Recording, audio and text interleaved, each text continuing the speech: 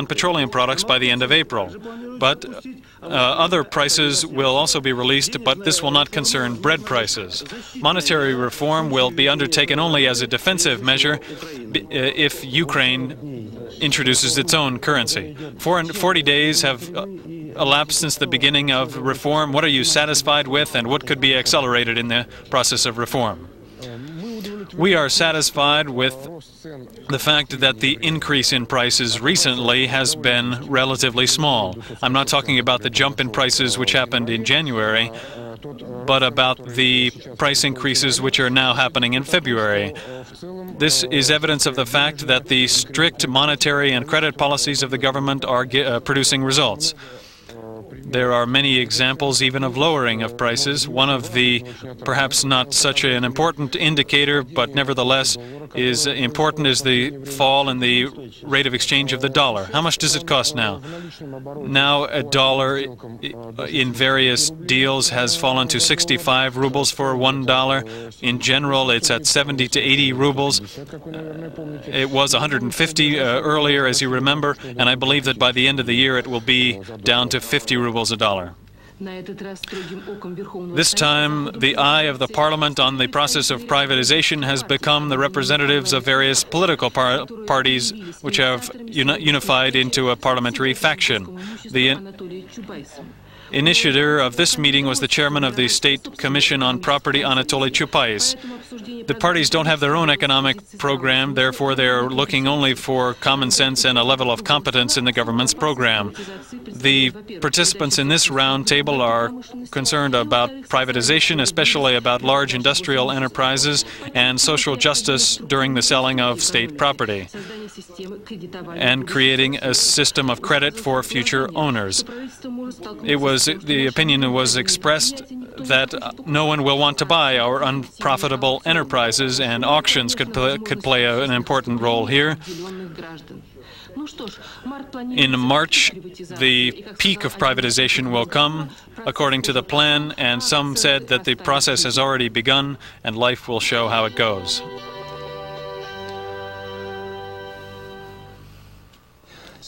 Today, NATO General Secretary Manfred Werner met with the methodical approach of a military man in all his meetings today. He met with various representatives of Russia. This was a discussion not between potential enemies, but between partners. These are the negotiations between Russian Foreign Minister Andrei Kozyrov and the NATO General Secretary. The issue of Russia's rapid entry into NATO was not raised. They discussed instead the preparations for the summit meeting, which will take place in the framework of NATO's Council on North Atlantic Cooperation.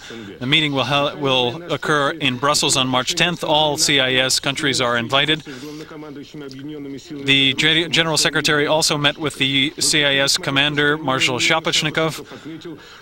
The Marshal said that despite reports in the press, the NATO countries are interested in the strength of the Commonwealth and not in interfering in its internal affairs. They discussed conversion and stabilization of the security of Europe and the world as a whole. The General Secretary also met with Russian First Deputy Prime Minister Gennady Burubulis. They discussed the situation in the country and did not attempt to hide Russia's problems from the guest. They discussed measures to strengthen the economy. The General Secretary's full schedule ended today with a meeting with Russian Vice President Alexander Rutskoy.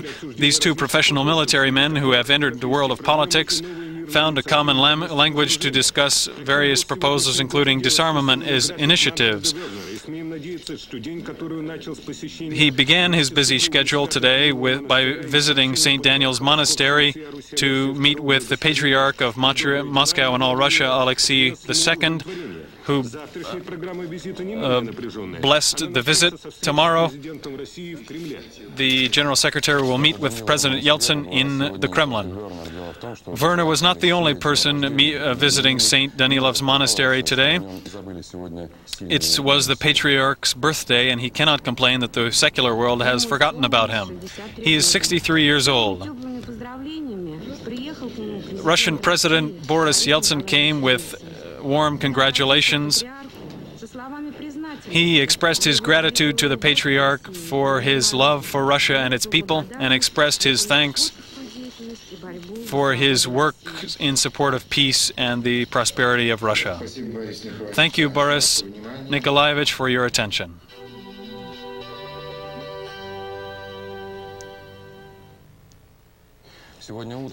This morning, Erich Honecker was taken in an automobile of the Chilean embassy to Bodkin Hospital in Moscow. He is being examined by doctors from the diplomatic corps. The doctor at the clinic said that the first examination was done today. Today, German Chancellor Kohl said that his government does not object to the medical treatment for Honecker, but said that in accordance with agreements with the Russian government, Honecker must return to the Chilean embassy after his treatment. The Chancellor expressed Bonn's desire to have the former East German leader return to Germany. This visit by the delegation of the Commission of European Communities is being given a lot of significance here in Minsk. They met with the Belarusian leadership today. Vice President Franz Andresen, who's the head of the delegation, arrived in Minsk with a group of delegates to evaluate the situation on site and then to determine the possibilities for cooperation in various areas, including investment, presentation of credits for implementing market reforms. The head of the Belarusian parliament, Stanislav Shushkevich, said that at the session of the Parliament of the Republic, they will consider the issue of the legislative basis for foreign investment in Belarus.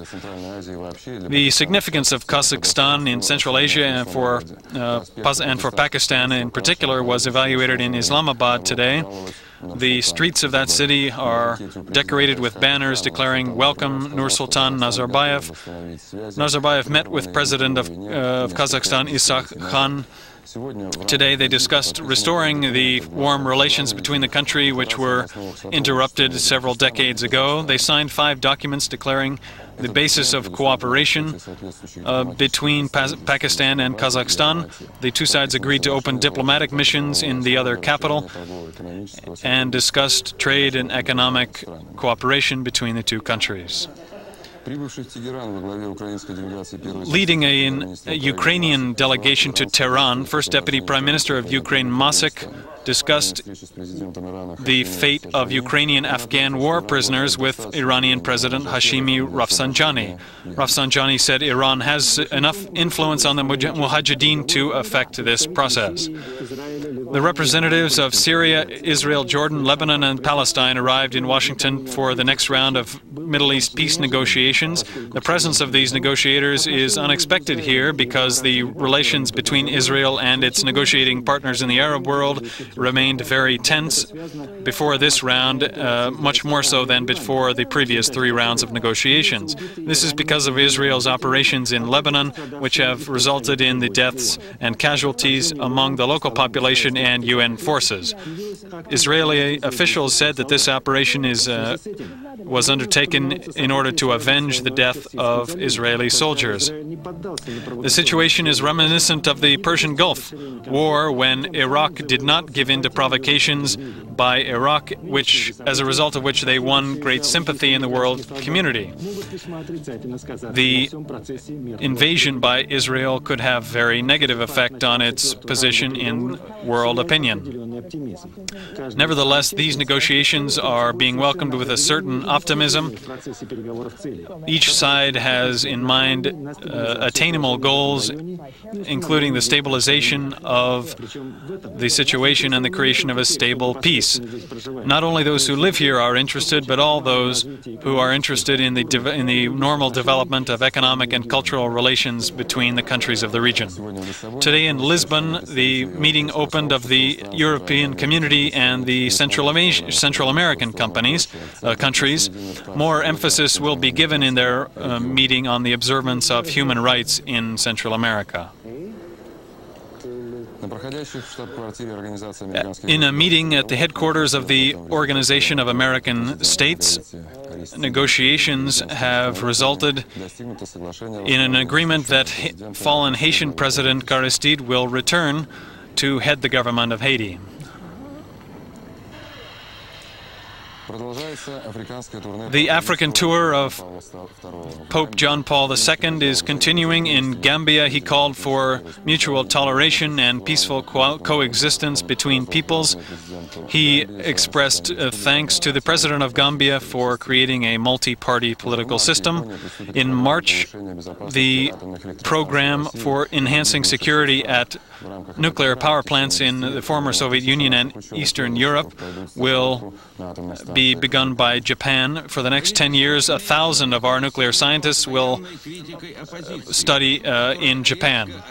The government of Prime Minister Major is coming under constant criticism from the opposition, which has become activized because of the coming coming parliamentary elections. They are concerned mostly with the continuing economic decline